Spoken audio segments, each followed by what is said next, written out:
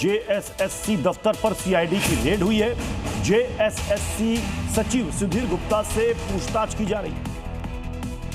Office में मौजूद staff से भी पूछताछ की जा रही है। सीआईडी की टीम वहां पर पहुंची हुई है।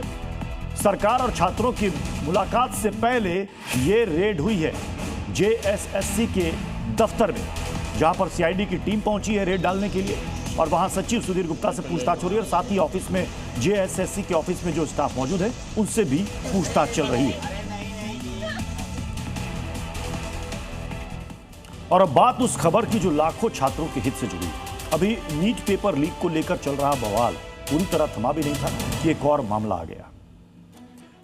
यूजीसी नेट में भी गड़बड़ी सामने आई और असर वही जो पहले हुआ था। एक बार फिर री एग्जाम होगा, फिर से छात्रों को भुगतना होगा और फिर से उसी परीक्षा की तैयारी करनी होगी।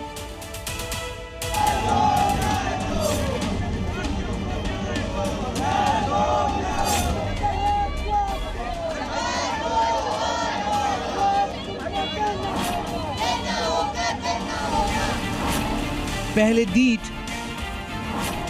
अब यूजीसी नेट, एनटीए यानी नेशनल टेस्टिंग एजेंसी। लेकिन ये वो टेस्टिंग एजेंसी है जो पास कब होगी ये सवाल सब पूछ रहे हैं, क्योंकि पेपर कराना एनटीए के लिए मानो जंग लड़ने जैसा हो गया है। ऐसा ही कुछ एक बार फिर हुआ है और एक बार फिर पेपर होने के बाद छात्रों की मेहनत फिर से एग्जाम हॉल में पहुंच गई है। इस बार ये हुआ है यूजीसी नेट के एग्जाम में, जिसमें 3 पेपर को फिर से करवाने का ऐलान किया गया है। एनटीए ने नेट की इंग्लिश, कॉमर्स और सोशियोलॉजी सब्जेक्ट्स की परीक्षाएं रद्द कर दी हैं। एनटीए ने तीनों सब्जेक्ट्स की दोबारा परीक्षा की तारीख जारी की है। अंग्रेजी, कॉमर्स और सोशियोलॉजी की परीक्षाएं 9 और 10 सितंबर को होंगी। इससे पहले परीक्षाएं 22 से 30 जून तक करवाई गई थी। एनटीए की तरफ से सामने आई वजह भी कम गंभीर नहीं है। इन तीनों पेपरों में फैक्चुअल गलतियां, टाइपिंग की गलतियां, भाषा और ट्रांसलेशन से जुड़ी खामियां मिली। यानी सवाल सिर्फ 1-2 गलत प्रश्नों का नहीं था, बल्कि गड़बड़ियां इतनी सारी थी कि एनटीए ने माना इन्हें सिर्फ कुछ सवाल हटाकर या आंसर की में सुधार करके ठीक नहीं किया जा सकता। एग्जाम हुआ था तो हमने देखा कि पेपर में 150 में से 67 क्वेश्चंस जो थे वो रिपीट हुए थे, तो वो काफ़ी क्वेश्चनेबल है अपने आप में, लेकिन वो कोई बेसिस नहीं होता है एग्जाम कैंसिल करने का। इन लोगों ने नोटिस में बोला कि टाइपोग्राफिकल एरर्स है, हमको कोई टाइपोग्राफिकल एरर्स दिखे नहीं थे जब हमने अपीयर करा एग्जाम में। अब एक बार फिर एक पेपर कैंसिल होकर दोबारा कराने की बात हुई तो फिर से एनटीए पर सवाल खड़े हो गए। इसी को लेकर आज एनएसयूआई ने एनटीए के बाहर प्रदर्शन भी किया। देखिए, हम लगातार देख रहे हैं कि जब से बीजेपी की सरकार सत्ता में आई है, आए दिन पेपर लीक की घटनाएं आम हो गई है।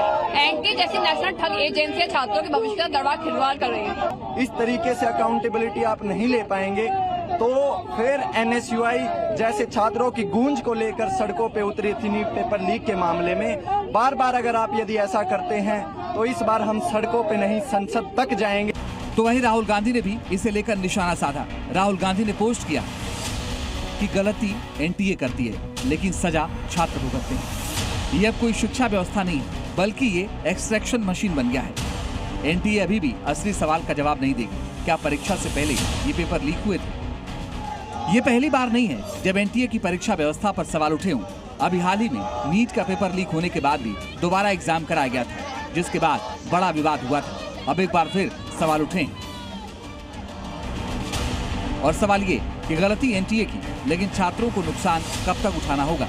छात्रों की क्या गलती जो एक बार फिर पढ़ाई कर पेपर दें, और क्या गलती सिस्टम की है तो उसकी भरपाई छात्र क्यों करेंगे? रिपोर्ट जी मीडिया।